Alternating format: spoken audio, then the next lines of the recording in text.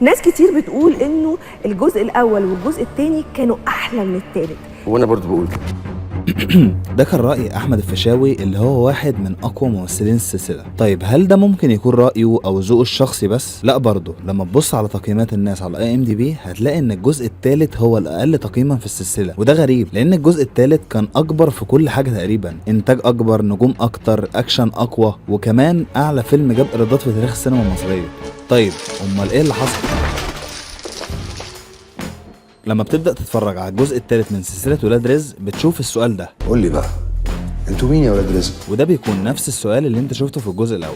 مين العيال دي بقى؟ ولاد رزق يا باشا دول العين اعين المنطقه يعني. ونفس السؤال في الجزء الثاني.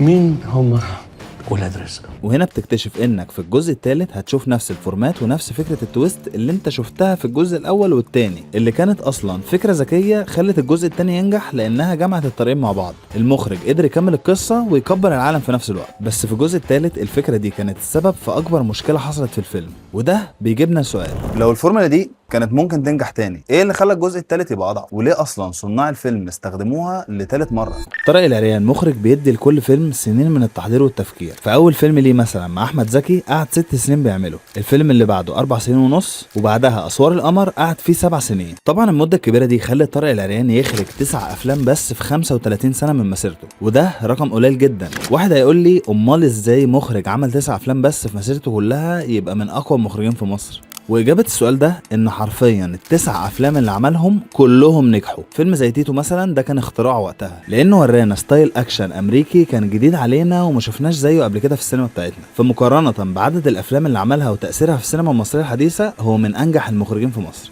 طيب امال ازاي مخرج بالقوه دي يفلت منه جزء مهم زي ده في السلسله؟ ناس كتير بتقول ان المشكله كانت ان هو كرر نفس التركيبه، بس الغريب ان مش ده السبب، لان فكره ان الفورمولا تتكرر 3 مرات وتبقى جامده حصلت كتير. اشهرها مثلا في سلسله توي ستوري، اول 3 اجزاء نفس الفورمات بالظبط، وفعليا ال3 اجزاء جامدين. يعني مثلا لو بصيت على تقييمه في روتن توميتوز هتلاقي الجزء الاول 100، الجزء الثاني 100، الجزء الثالث 98. فالمشكله مش انك تكرر الفورمولا، المشكله انك تكررها وانت ناقص اهم العناصر اللي كانت مخليها تشتغل اصلا. وهنا بقى الجزء الثالث من ولاد رزق حصلت فيه اول مشكله حقيقيه للفيلم، ان واحد من اهم شخصيات السلسله مش هيشارك، احمد الفيشاوي.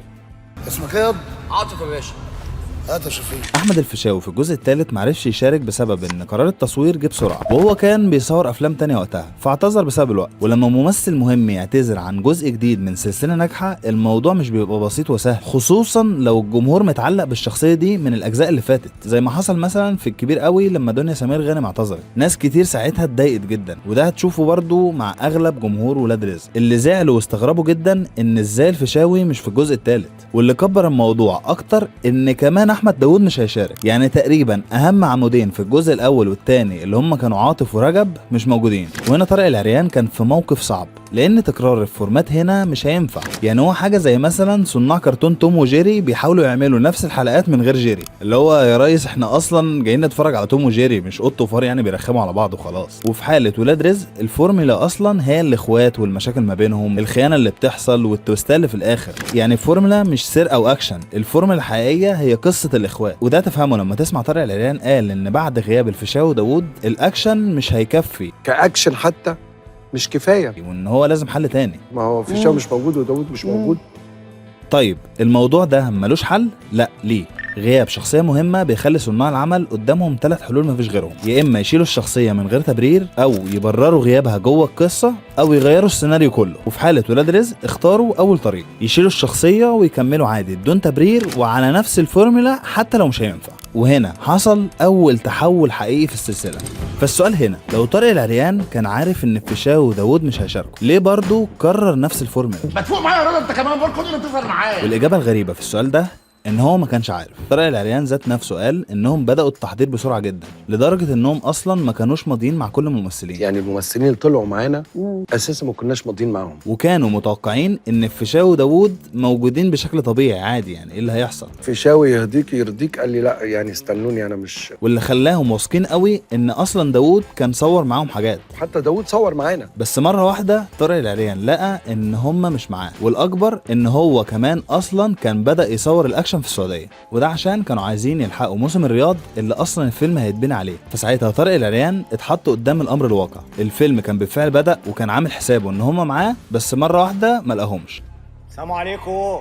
الوضع بقى كالاتي: في اكشن متصور في موسم الرياض، في حدث ضخم عايزين يلحقوه، وفي شخصيات اختفت. فالهدف بقى عندهم ازاي نجمع كل ده في فيلم واحد بسرعه، وده لان ان هم كان عندهم ضغط انتاج، فالوقت اصلا مش في صالحهم، وده خلاهم يميلوا للحلول المضمونه او الحلول اللي الجمهور عارفها اصلا وبيحبها. وده بالظبط السبب انهم اختاروا يكملوا من غير رجب وعاطف ومن غير تبرير، بدل ما يقعدوا يعيدوا بناء الفيلم كله من الصفر. وفكره الاختيارات المضمونه دي هتشوف تاثيرها في كل حاجه تقريبا، حتى في الافيهات. زي مثلا الإفيه ده في الجزء الأول، بطولات بتسمعه هو في الجزء الثالث، بطولات. وده لأن الفيلم كان في أغلب الوقت بيدور على الحاجات اللي اشتغلت قبل كده ويحطها تاني. لكن عامة الإفيهات كانت أسهل مشكلة عندهم. المشكلة الحقيقية بقى كانت في الشخصيات، لانك ممكن تكرر افيه ويعدي تمام. بص يا باشا، ولاد رزق دول ما يستغنوش عني. انما ازاي تعوض شخصيتين مهمين زي رجب وعاطف؟ ولاد الرزق اعتبروني الخامس بتاعهم. وهنا جه اول حل كبير، انهم يدخلوا شخصيه قويه من الجزء اللي فات، اللي هي كانت الشايب بتاعت آسر ياسين. بس المشكله ان هو اتقدم بطريقه غريبه شويه، لان الشايب في الجزء الثاني كان متقدم على انه تهديد جديد لولاد رزق، وشخصيه المفروض تبقى ضدهم اصلا. ده الشايب رفيق الضرب. لكن في الجزء الثالث فجأة بتلاقيه ان هو معاهم، ودي اول علامة مهمة ان الفيلم مش بيكمل على حبكة درامية، لان الطبيعي في الجزء الثالث الصراع بين الشاب وولاد رزق يكمل. فالشاب هنا ما كانش اضافة للقصة قد ما كان حل بيعوض الفراغ اللي سابه رجب وعاطف. طب الشايب ندخله ازاي؟ ده كان اساسا ضدهم في نهايه الفيلم الثاني. بس حتى وجود الشايب ما كانش كفايه، لان جزء كبير من روح ولاد رزق كان جاي من خفه الدم والهزار اللي بين الاخوات. وهنا جه بقى الحل الثاني، شخصيه كوري. وده كان حل ذكي، لان كوري قدر يعوض جزء من الكوميديا والطاقه اللي كانت موجوده ما بينهم. لكن المشكله انه برضه بسبب الظروف ما اتعملش باحسن شكل، وده لانه كان بيعوض عاطف بشكل مباشر، مش بيقدم حاجه جديده. ودي هتشوفها في مشاهد كتير، زي مثلا الافيهات اللي كان بيقولها. انا عارفه طبعا، ده عيل عرباوي من عزبة الجبل، انا غسه قبل كده في التوت. كان منها كتير شبه افيهات عاطف بالظبط. انا في واحد في كراته وش مال بس حلو، ممكن صرفناها في الحاجات دي. رايح انت عاطف مالكش فيه. واسماء جلال برضو دخلت في خط الكوميديا والرومانسيه مع ربيع، وبالفعل اسماء جلال قدرت تزود طبقه جديده للفيلم، اللي هي الرومانسيه والكوميديا الخفيفه يعني. بس هي كانت بديل برضو مش اضافه، وده تفهمه لما تشوفها بتكمل على شخصيه رباب مثلا في الجزء الاول. ربيع انت ما بتخنيش صح؟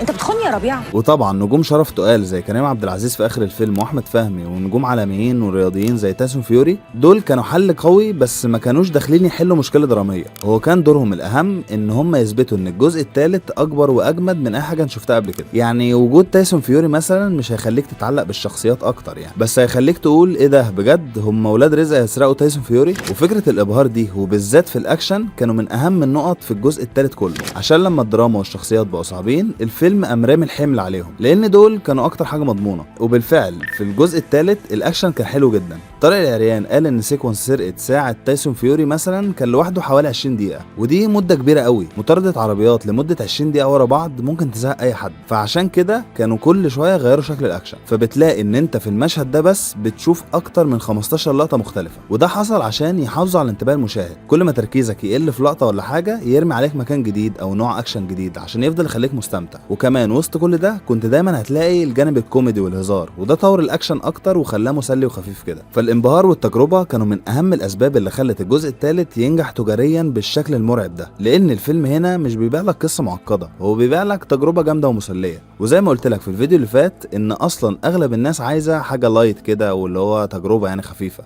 بالذات في العيد. وده يورينا الفرق الحقيقي بين الثلاث اجزاء. لاول مره جزء من السلسله ما يتبنيش من القصه، لا دي القصه هي اللي بقت بتحاول تتشكل على الانتاج. في الجزء الاول والثاني مثلا كانوا بيدوروا على التويست وبعدين يبنوا الفيلم حواليه، معنى كده ان القصه ساعتها كانت هي المحرك الاساسي للشخصيات. انما في الجزء الثالث الفيلم بقى بيحاول يواكب الظروف اللي حصلت حواليه مش القصه. فاحنا طلعنا صورنا الحقيقه قبل ما يبقى معانا سيناريو، معناش سيناريو خالص.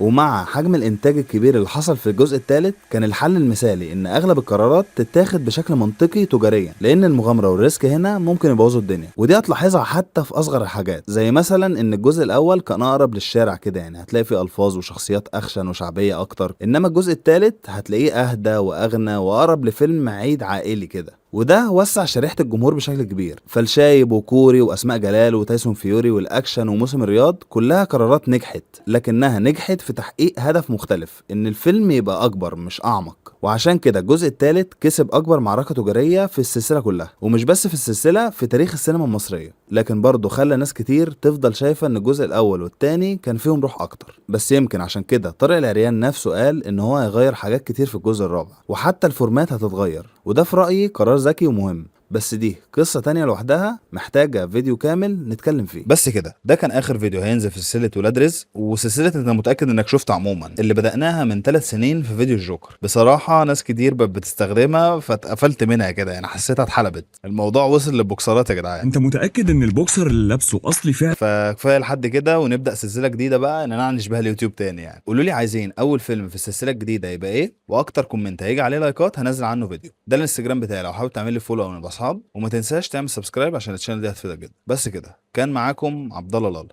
سلام.